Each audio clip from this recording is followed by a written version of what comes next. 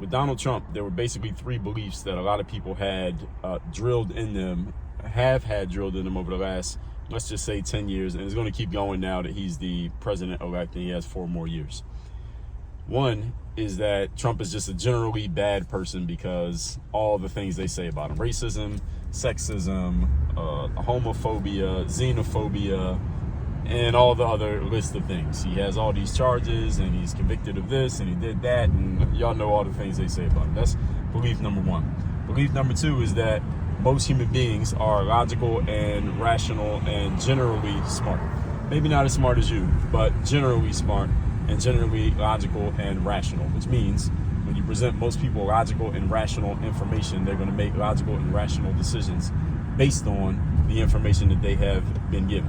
And when I say logical and rational, I'm really being tongue-in-cheek here. It's really a bit of sarcasm here, because most of the time when someone says that another person is logical and rational, what they really mean is that they just agree with the person. They like the way that the person is talking. They like that the person has similar views as what they have.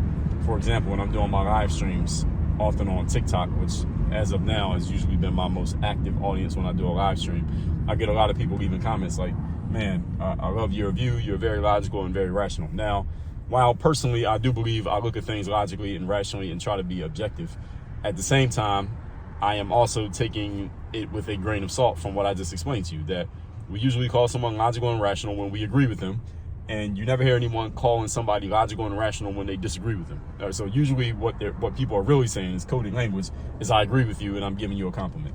So this is belief number two. So number one, Trump's a bad person. Number two, most people are logical and smart, so they also believe that Trump's a bad person because they've heard the same information that you heard.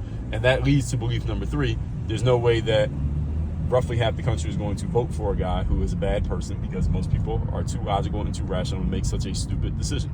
So then when Trump wins the election, now this is when the cognitive dissonance kicks in, because you have this worldview that I just explained, those 3 parts. Trump's bad, most people are too smart.